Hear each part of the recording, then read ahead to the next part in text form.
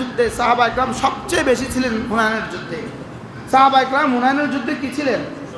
আর বদরে কি সবচেয়ে অল্প ছিল, আর হুনাইনের যুদ্ধে সবচেয়ে বেশি ছিলেন।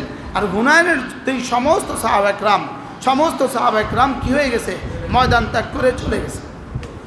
রাসূলের খচ্চর ধরেছিলেন শুধুই হযরত আবু সুফিয়ান রাদিয়াল্লাহু তাআলা আনহু, তিনি তখন মুসলমান হয়ে গেছেন। হযরত আবু সুফিয়ান রাদিয়াল্লাহু তাআলা আনহু রাসূলের খচ্চর ধরেছিলেন। আর সমস্ত সাহাবী 12,000 সাহাবী বিক্ষিপ্ত হয়ে গেছে।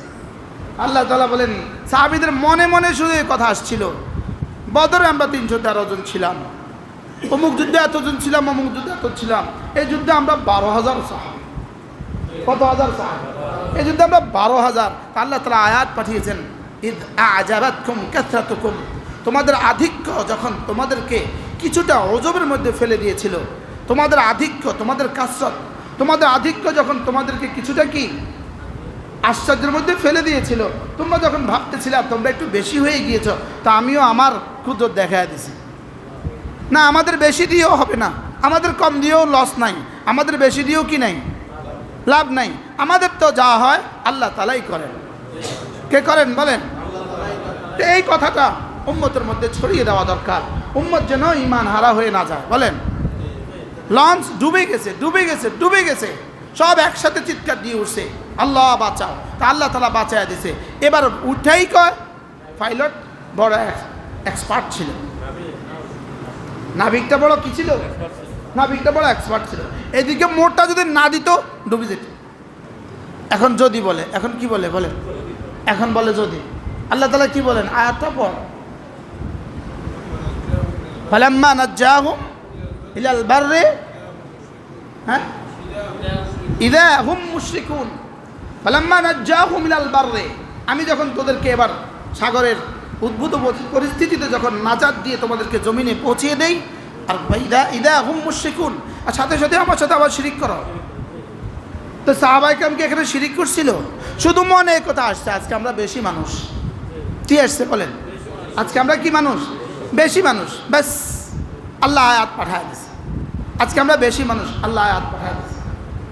কি হয় তাহলে? এই কথাটাই উম্মতের দুয়ারে দুয়ারে ফেরি করা, উম্মতের কানে কানে এই কথা পৌঁছিয়ে দেওয়া, পুরা 18 কোটি মানুষের কাছে এই কথা পৌঁছিয়ে দেওয়া যে আল্লাহ তাআলাই করেছে। কি প্রত্যেকেই বক্তব্যের মধ্যে যদি এই কথা না বলেন, তা আল্লাহ তাআলার আযাব আবার আসবে। আল্লাহ তাআলার কি?